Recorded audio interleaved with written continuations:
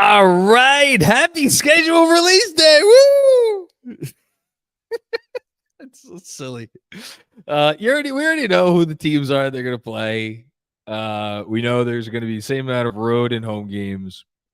And yet it's funny because like over the last like couple of years, I've like so much of the shit that I used to get excited about as a fan, like I just don't anymore.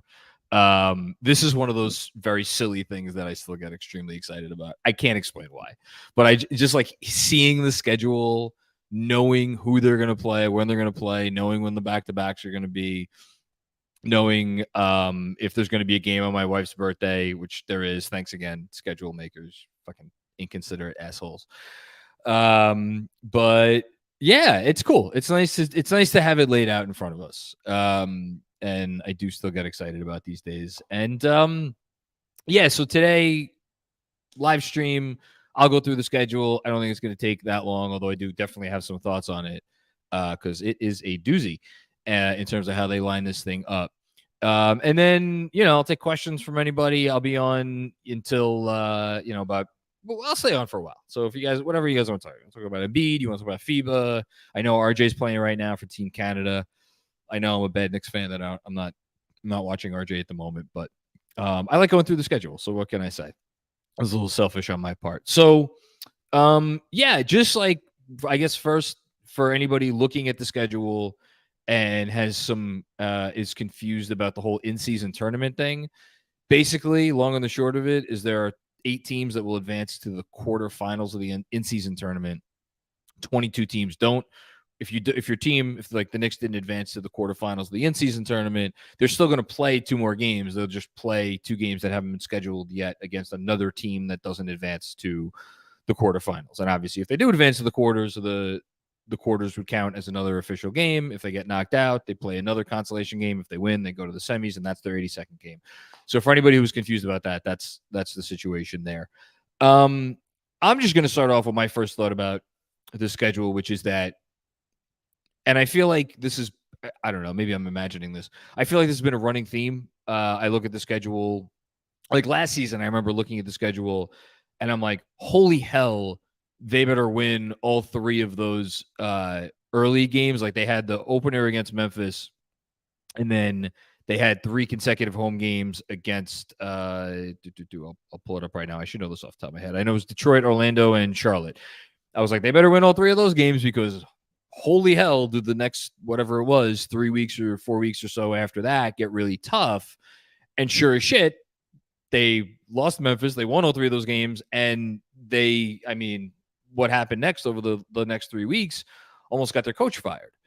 So sometimes, your fears are well-founded.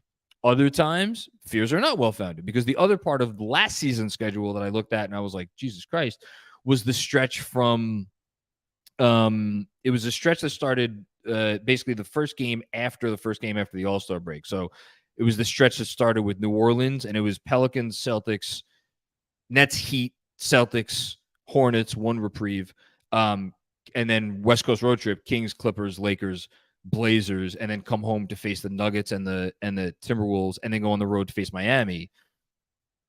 I was like, my Lord, that stretch is going to kill them. And they ended up having a winning record. I think they went like 13-10 or 14-10 or 13-11 or something during those games. They did okay. And obviously the Josh Hart trade was in the midst of that. So sometimes your fears are not well-founded. Ultimately, is this process, going through the schedule probably futile?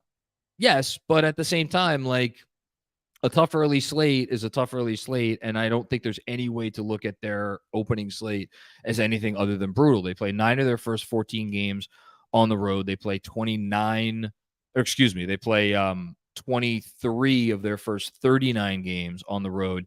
And the thing that really gets me, and I was just going through it, in their first 36 games, so their 36th game comes at the Washington Wizards. In those first 36 games, 8 times they have a back-to-back. So 16 of the first 36 are back-to-backs. The second halves of those 8 back-to-backs, every single one of them involves travel. And of those 8 second half of back-to-backs in the first 36 games. Again, an insane number. 7 of them are on the road. The only home game is actually, interestingly enough, their second back-to-back when it's a home and home against Cleveland, where they play Cleveland in Cleveland on Halloween night, and then they come home to face Cleveland again the very next night at home. All the other 7 second halves of back-to-backs out of those first 8 in the first 36 games are on the road, and then they play 5 more back-to-backs over the course of the final, whatever it is, 46 games. 4 of those involve travel, which is just like, now, those 5 games don't come against necessarily a murderer's row. It's Washington, Utah, New Orleans, Chicago, and Brooklyn. But there's some tough ones in terms of the second halves of back-to-backs of those first 8. You got New Orleans, Cleveland, Boston, Charlotte, a little easier, Toronto, a little easier, Clippers, Indiana, you'll see, and Washington. So, like, those first 36 games are really what I'm going to be looking for, and then you look at some other things here. They have, like, so Brooklyn, probably look at Brooklyn games as, like, favorable games for us this year. We're probably a little bit better team than Brooklyn. Well, one of their games at Brooklyn comes after a 4-game West Coast road trip at Utah, at Phoenix, at the Clippers, at the Lakers. You look at Milwaukee. Well, okay, Milwaukee, the only team we didn't beat from the Eastern Conference last year, already a tough team. You figure you want to try to swipe one of the home games. They play consecutive home games against the Bucks 2 days before Christmas, and then on Christmas. Like, I'm not sure that I want 2 consecutive home games against the Bucks. I mean, I know you got to beat them at some point, but, like, that's a tough go, unless you look at it the other way and say, well, it's tough to beat the same team 2 times in a row. But, like, I look at that as a difficult one, especially as the Bucks win the first game. They're going to be geared up for Christmas Day. So it's a really tough opening slate. Am I going to sit here and be like, I'll sign for 18-18 after the first 36 games? I don't know if I would go that far. You'd like to be a couple games over 500, but it is hard. And then, like, the other part of it, which this is not anything to do with the schedule release, but just generally speaking, like, how many teams do you look at on the schedule at this point and be like, well, that's an automatic win? Like, Washington is the closest thing you can get to that, I think, in the league this year. San Antonio, I mean, like, we don't know what Wemby's going to be and what he's going to look like. Shit, they beat us last year and they didn't even have Wemby now. Houston, they added a lot of talent. Like, I think they might still be the 3rd or 4th worst team in the league, but they're still going to be they might double their win total. So it's a tough go of things if you're an NBA team trying to win games, which is pretty much every NBA team. The only other thing I'll say, 2 other things I'll say. One, the place where they make up for the road heavy slate, again, 23 of their first 39 on the road, is immediately after that. They have it's like basically a month-long stretch, maybe a little bit less than a month, where they play 12 of 14 games at home. And of those 14 games, there are 2 back-to-backs, and those back-to-backs are manageable. It's so I'll just go through it. So they play Orlando at home, starts off this kind of 12 out of 14 at home. Then they got Houston and Washington. The Washington game is the second half of the back-to-back. But again, that's like, let's just say for argument's sake that after 39 games, they are, I don't know, 20-19 or something, right? And they're like, okay, second half, we got to make a push. Like, that's how you want to start off a home stretch where you really have to make a push. Orlando, Houston, Washington, Toronto. Again, hopefully that's a game that the Knicks will be favored in. I figure it will be. Then you go on the road, but you're going on the road to Brooklyn, so you could still sleep in your own bed. And then you come again back home. You never really left. Then you got a couple tough ones: Denver at home, Miami at home, and then your second road trip. I should probably have mentioned this team is a team that may not be very good this year. Your only other game on the road in this stretch is at Charlotte, which is a very short trip. And then you again, though, even in this, there's a little bit of difficulty because immediately after you play Charlotte on the road, the very next night you come back home to play Utah. You know, Utah's a team. We'll see what they are this year. Obviously, the Knicks did well against them last year, but you know they're feisty. And then you finish off the homestand with Indiana, the Lakers, Memphis, Dallas, and then another one against Indiana. So you play Indiana twice on the same homestand. And then you go on the road, but your first two road games on that then little mini road trip are against Houston and Orlando, manageable. And then you got another stretch where you're playing a bunch of games at home over the next several weeks, some tougher opponents. But like, I guess the moral of the story is if the Knicks do start off and they are not blowing the doors off of the rest of the league over the first half of their schedule, I don't think it will be time to panic. I think the Knicks need to keep their head above water over the first half of the schedule. If they could get 3, 4, 5 games above 500, awesome.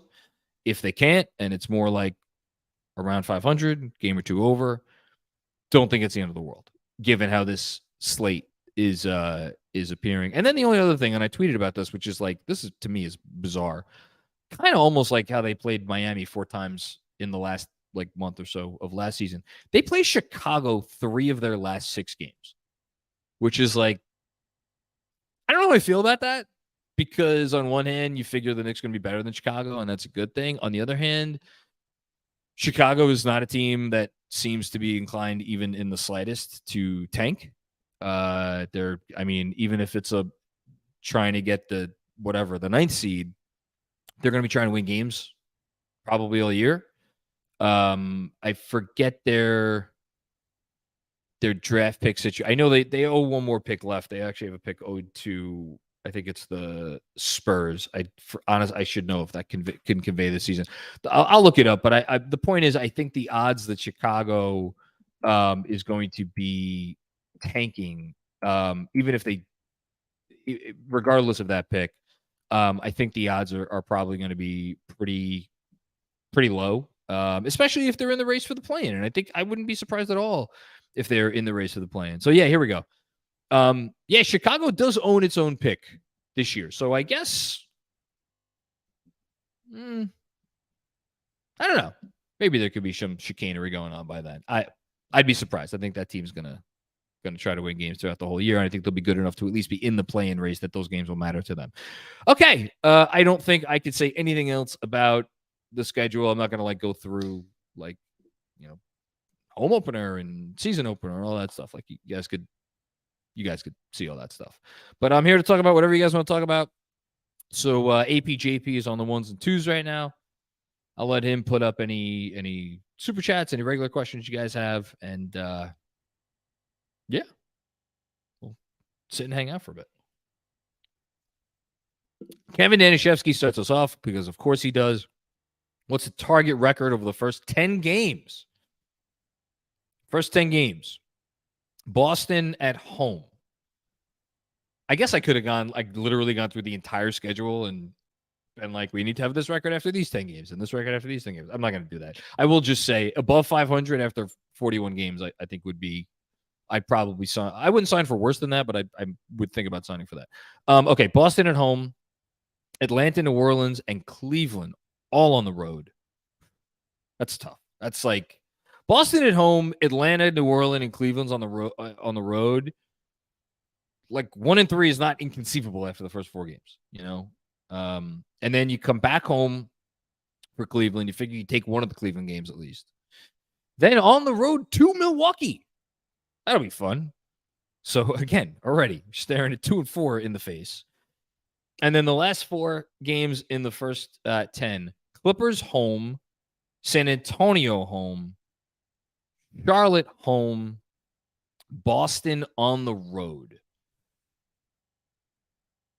I mean, without blinking an eye, I'm signing for 5 and 5. Signing for 5. I'm not saying that should be their goal. Whatever, their goal should be 10 and 0. But like, I'm signing for 5 and 5, and then just to finish it off, because that trip to the Boston Garden starts off a 5-game road trip at Atlanta, at Washington, at Charlotte, at Minnesota. obviously you want to win the Washington game, the Charlotte game. You want to win at least one of those Atlanta games. You know, look, I think 7. They should go at worst 7-7 over those first 14. It might be you'd love to be 15 and 30. I mean, you want to talk about 15.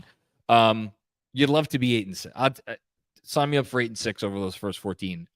Show me where I could sign. Happily. 8-6 over the first 14. Thanks, Kev. Ghost Dog LT, who's going to the home opener? I'm just hoping my what is today? Today's August 17th, so I got 2 months before the home opener. I currently do not have a TV in what is going to be the new place that I watch games. I'm going to now be watching games from where I do podcasts from, which is not here. This is my my temporary abode here for this week. I just got to get a TV. I think for the first time, I may splurge on a big TV though, so it'll feel like I'm at the home opener. Have fun at that one though, Ghost Dog LT. That's awesome. Jessica, what's going on, Jess? Hope your summer's going well. So is there hope the Knicks could play on my birthday, December 6th? Looking at the schedule, I wasn't sure. Yeah, there's absolutely. Well, actually, yeah. Yeah, of course. Actually, they will play on December 6th. Let me rephrase that. They will play on December 6th if they do not make the quarterfinals of the in-season tournament. According to the schedule as I am reading it, which I think I'm reading it correctly, if they make the in-season tournament, which 8 teams out of 30 make it, they will not play on your birthday, which would be unfortunate. But yeah, Ian Bagley just had a good tweet. So I said before, as I was going through the schedule, 12 of the 13 back-to-backs include travel.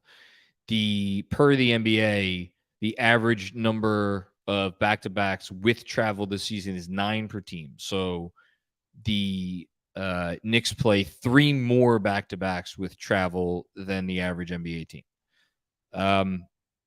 Which is like, I don't know if I'm this sort of psychopath. I'll wait for somebody else to do this, but I'd be curious if there are any NBA teams out there that play more than 12 back-to-backs with travel. Anyway, so Jessica, I don't know if I should say like I hope they play on your birthday, because I kind of hope they do well in the in-season tournament and then they advance to the quarters, in which case they would not play on your birthday. But it's a nice bonus if they don't make it. At least they do play on your birthday. Thanks, Jess. Exhibition continues. What's going on, man? Thank you for the generous contribution. What do you think about the play-in? I think you're talking about the in-season tournament. I think the only realistic way to make it meaningful in season is to make it the first tiebreaker or home court in your first playoff series. Love you guys. Well, thank you for the kind words. Appreciate it. Again, appreciate the contribution. There have been many people who have talked about. Let me just say this: any conceivable thing that we could sit here and theorize about how to make the tournament more meaningful, I'm sure has been discussed in the league. And considering that it doesn't really have any teeth in terms of something that you're talking about, actually having an impact on the playoffs, I have to think that there were reasons why they shot all those things down. And maybe, again, just thinking about this off the top of my head, maybe the reason is that they figure, let's try it without any real consequences or anything other than the fact that some team wins it and gets to say that they won it and the players get a bonus. And let's see what the interest level is. And if it tanks and nobody's interested, then maybe we'll introduce something that has a consequence. I think that the most common thing that has been bandied about has been some kind of a draft asset. The problem with that is, theoretically, if you're giving a team an extra draft pick, it would take away the job of someone on the roster, making it less likely that guys will want to really play hard in the games, because it could be putting one of their jobs in jeopardy. I think that may be a bridge too far, but You go down all these roads. In terms of like having an impact on the playoffs, I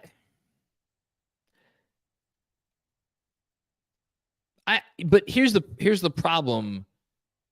If it's what you're talking about only comes into play if there is a tiebreaker for home court, and like how often are there tiebreakers for home court? Like maybe I don't know. Again, I have not. I really have not spent a lot of time thinking about this. Just off the top of my head, I wonder if the winning the in-season tournament could be worth like a half a win in the final standings. So like I guess that's literally what you're saying. If it was worth a half a win in if that would be a tiebreaker, right? I don't know. Maybe you make it. I don't. Here's one. Why wouldn't they just make the 83rd game count for the winner? Right? Would that, or is that essentially what you're saying too? I feel like I'm dancing around the same thing, and it's essentially what you're getting at, which is like in the event of a tiebreaker, because really, like when we're talking about make count for a half game or count for one win, the only time any of this is going to matter is in a tiebreaker scenario, and it feels, I don't know, it feels like that's not enough to really, really, really, really get teams to care. I don't know. What? Yeah, I don't know. I'll spend some more time thinking about it, and I'll have a better answer by the time the season starts. But like, I do kind of want to see how it goes first, maybe without any consequence. But yeah, I appreciate the creativity here. Thanks. Exhibition continues. Ray Garcia, what's going on, Ray? How are you? I noticed that you are no longer Sam Garcia's dad. I'm 3 hours in on a 5-hour drive from DC to home. Thank God for KFS. I appreciate that, man. Hope to have safe travels, and hope your summer has been good. We also did a drive from we did a road trip to Tennessee, but we drove to DC and then stayed in DC, but we didn't I don't think we passed through DC on the way home. But it's a tough drive. But thanks, man. Hope everything's good with you. Hope summer's been going well. How they do it? Thoughts on a Grimes breakout season, 50, 40, 80. I don't think I've made much effort to hide how high I am on Quentin Grimes. I think so. Here's the tough part.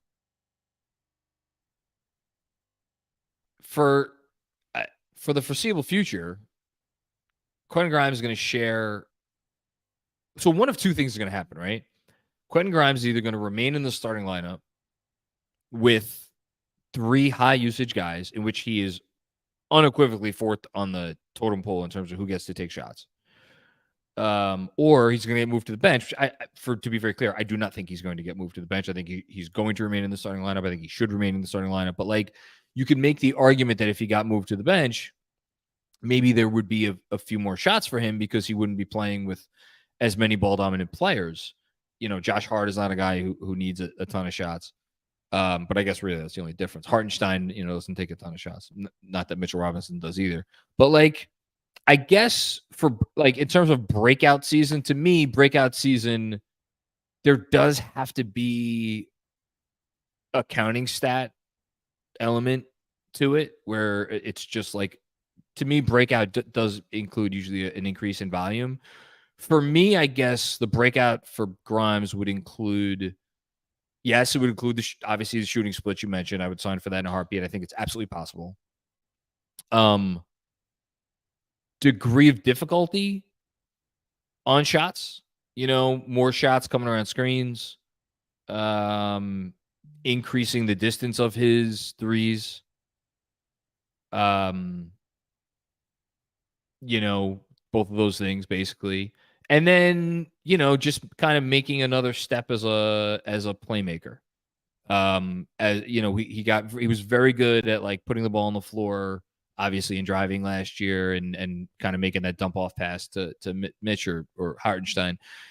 But he kind of became, I don't want to say predictable, but it almost seemed like there were times where he had pre-decided I'm going to put the ball on the floor versus I'm going to take the shot. I'd love a little bit more variety in his off the dribble game, whether it was shooting or, or driving to the rim. So there's ways that he could get better for sure without having a ton more usage.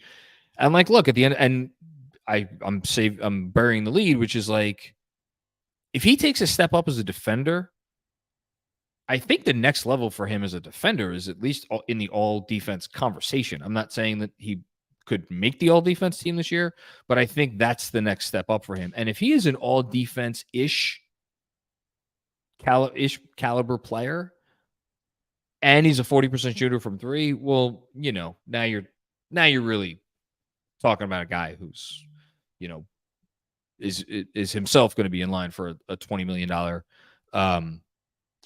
a year payday when the time comes. I think that those are the things that, with the understanding that the volume is probably not going to be there, those are the things that I'm looking for. Update courtesy of New York Basketball on Twitter, great Twitter account. Update on RJ Barrett, 10 points on 4 of 6 shooting at halftime of Canada versus Spain. So I think I might try to, we'll see how long this lasts. I might try to watch some of the second half of that game. Okay, next up, Kyle Korith. What's going on, Kyle? Who do your top 6 in the East look like, assuming Dame is in Miami and Harden is out of Philly? It's an incredibly simple question, and yet it's a great question, and maybe it's just a great question because I honestly have not really thought about it yet. Honestly, I haven't really thought about it since the end of the season. I thought about it like a little bit, but not really given it in-depth thought. I think even if Harden gets traded, I think they will get. I think one way or another, the Harden situation will resolve itself such that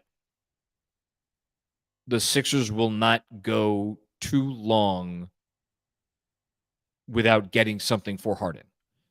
I don't see Harden ever playing another game for Philly unless they fire Daryl Morey, which I don't think they're going to do. So with all those caveats, I think Philly still is going to be the top 6 team in the East. Off the top of my head, I would give them home court advantage. They'd be one of my top 4. I think Milwaukee is the favorite to be the number 1 seed. I think the plantar fasciitis thing, if I was a Celtic fan, I'd be really freaking worried about that. Look, the Celtics are like, there's not cause for concern, but like they've just had a really stable ship the last really year and a half, and now there's some more instability there. I still think they're a top 4 seed.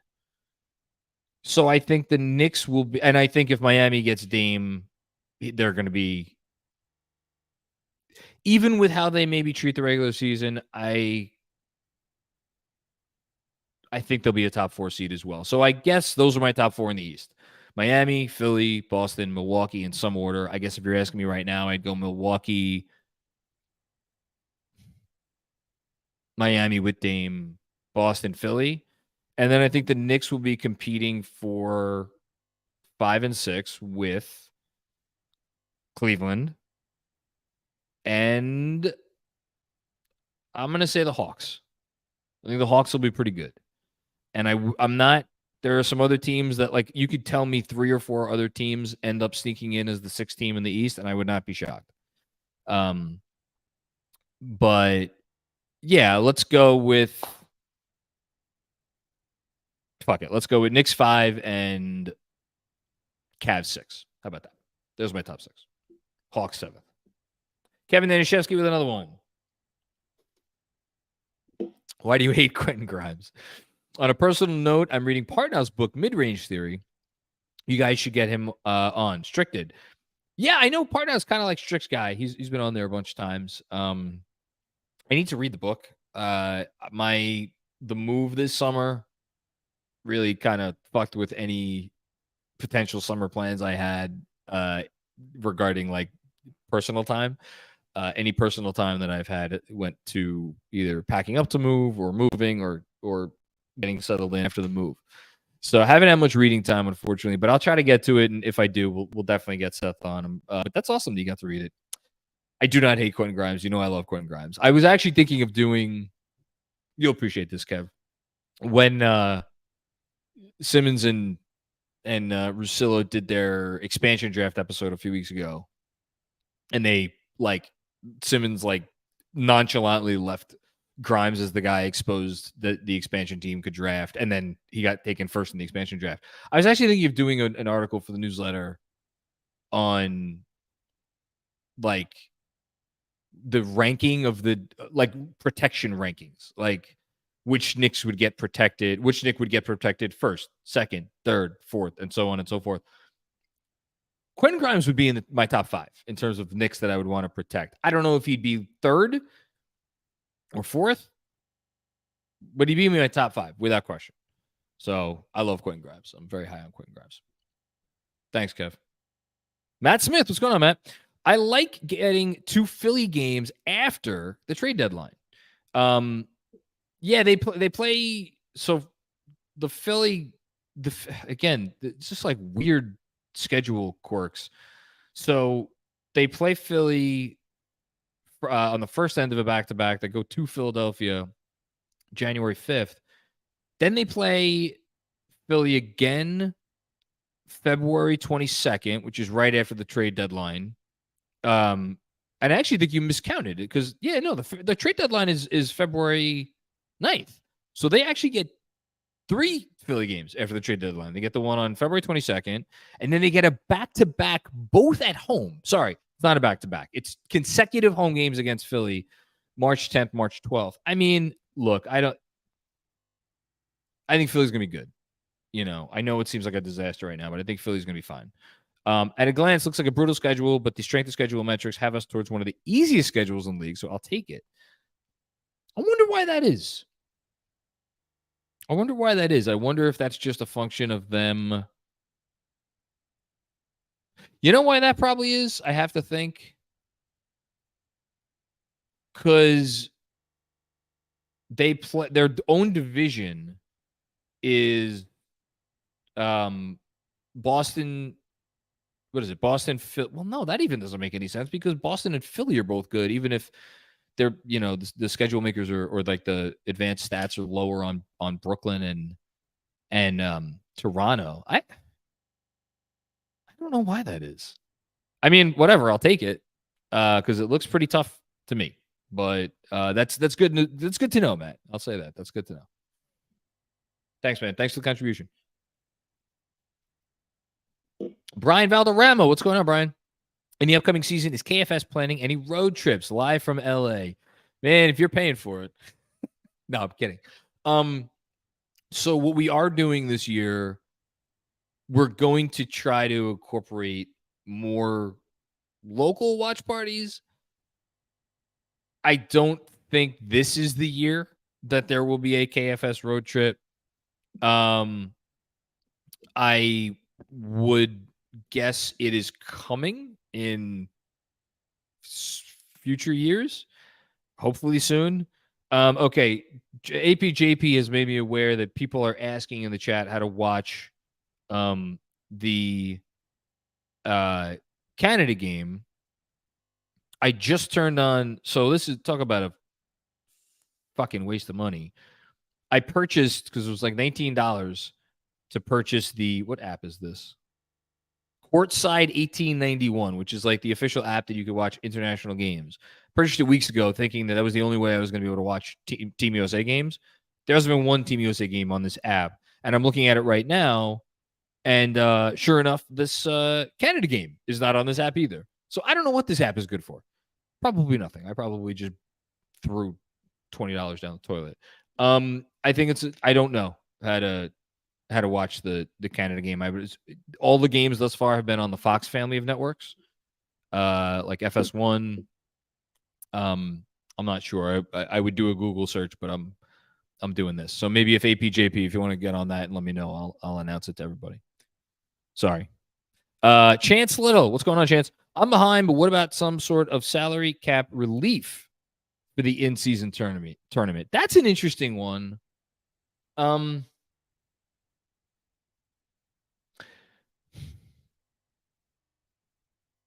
So yeah, it's interesting, right? Because I was like, okay, well, salary cap relief.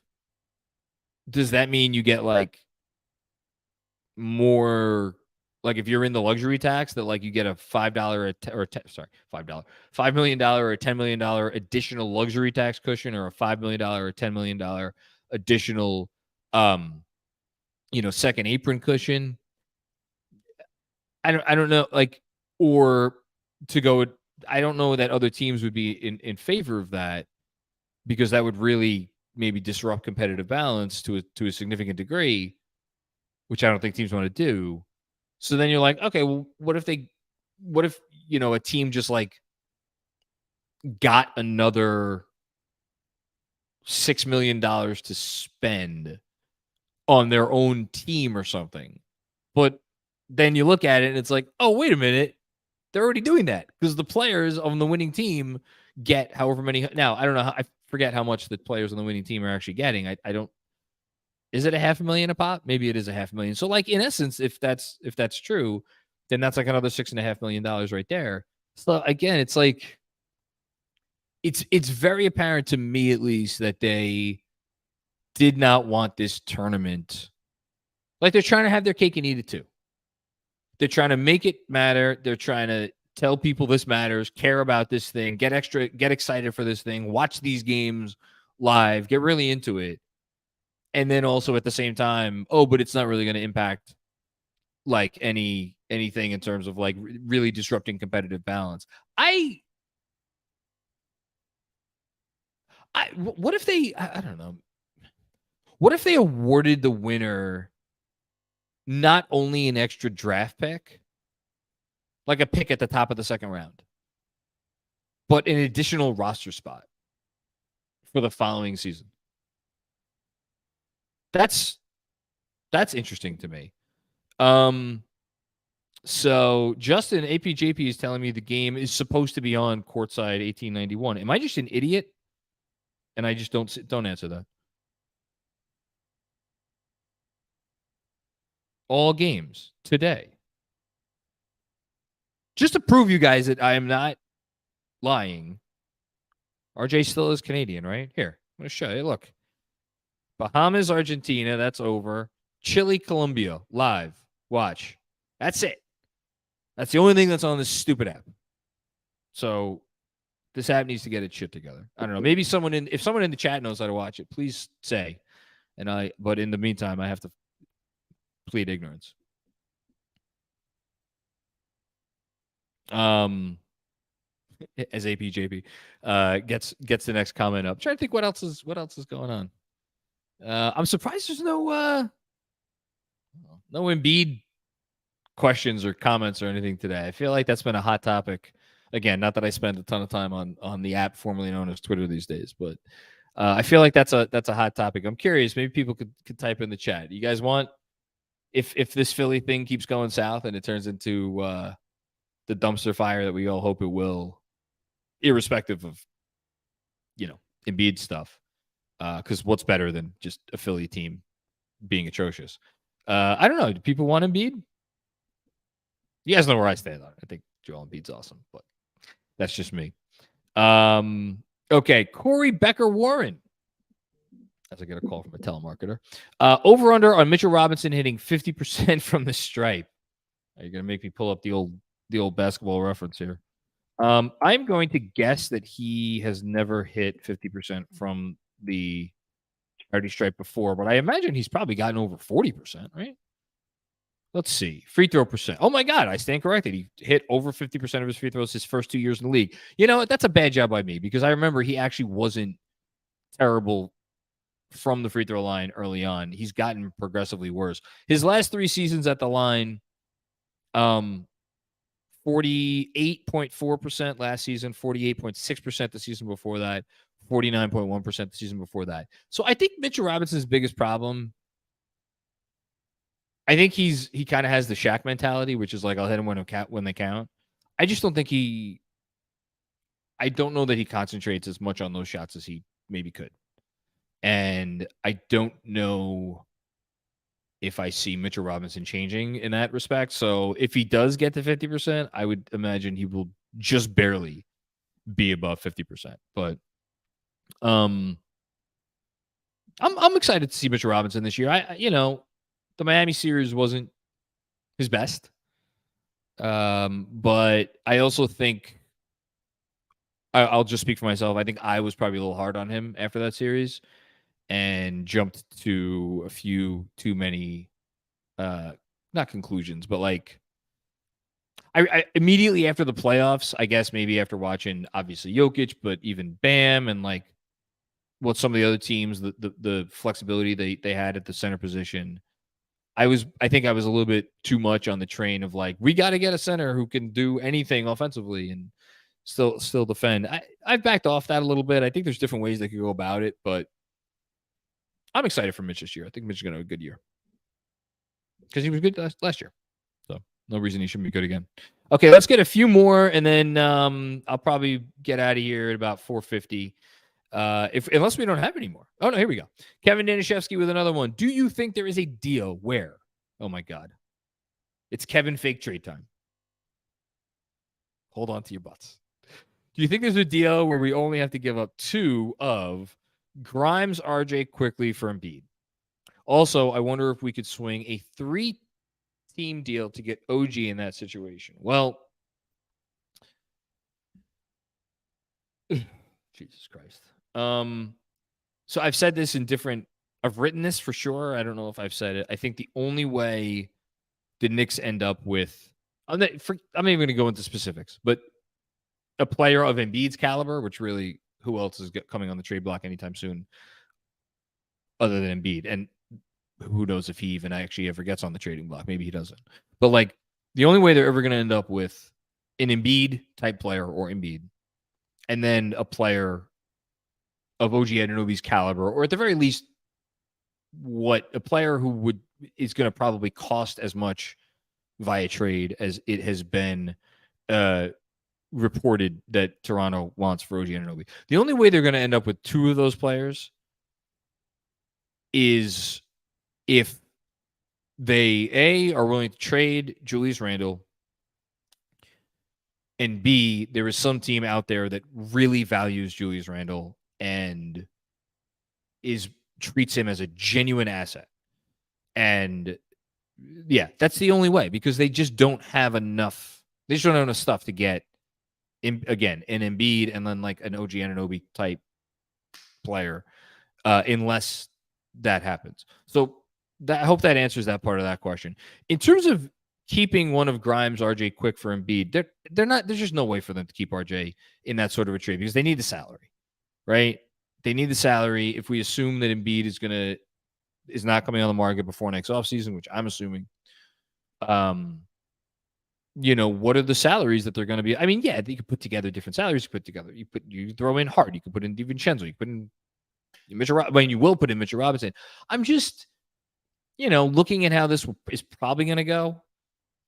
Listen, maybe I shouldn't even say that. Who knows? Maybe RJ comes out and has by far the best season of his career, and Julius Randle has a bad season, and we're like, Julius Randle's the salary that they send out for Embiid. I don't know, because I think the point is that for Philly, that trade is not going to be about Julius Randle or RJ Barrett, or even to like a large extent Emmanuel Quickley or Quentin Grimes. It's going to be about the draft picks, and they're going to want the full boat, and I think the Knicks will give them the full boat, and I think the only way things go south is if there was another team with a better cadre of draft assets that is willing to, A, get in those discussions if and when they happen, and B, is willing to put all of their draft assets on the table.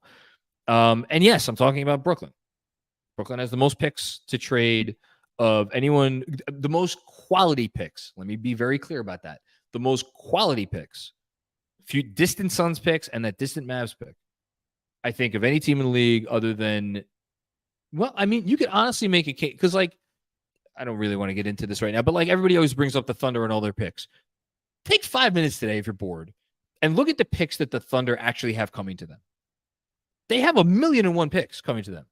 Ask yourself how many of those picks are premium picks, picks which are completely unprotected, A, and B, are from a team that is likely to be bad in the year that it could be unprotected. And you're going to come away finding like, yeah, that's maybe not as great a deal as I thought, you know?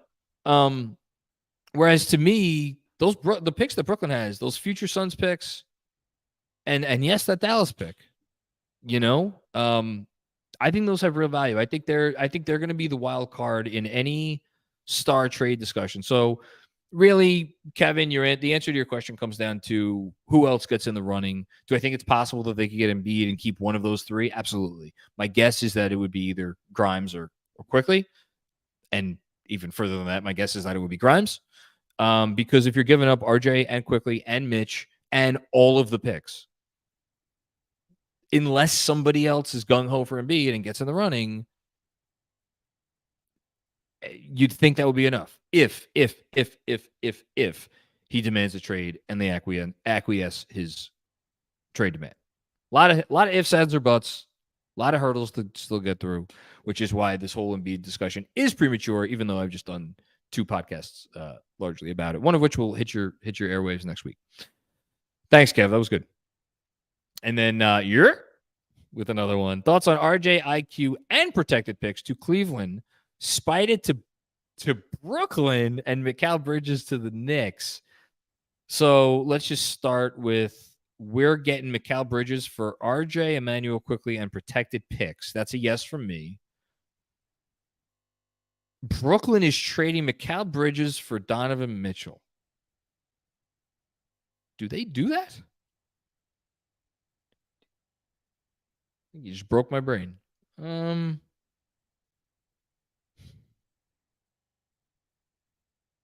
that's an interesting one. I mean, so here's my hang up. Not a hang up, but here's what I can't get over. Mikal Bridges is not extending on his current contract. He makes too little money. Even with the 140%, he's not extending. Mikal Bridges is going to get to unrestricted free agency. It's 3 years from now, but he's getting to unrestricted free agency. Donovan Mitchell can get to unrestricted free agency 2 years from now. But, here's the important part. He can extend, and I bet you if he gets traded to somewhere he wants to go, he will extend for the full 5-year max boat. So they may actually be covering their own asses in that scenario by getting, because I don't think Donovan Mitchell cares about playing for the Knicks. I think he just wants to come back to New York. I felt that way for a while now. So maybe that's a better deal for them. And then the big question comes down to Cleveland. So they're getting for Donovan Mitchell Quickly, RJ, and protected picks. Oh man. I have to think some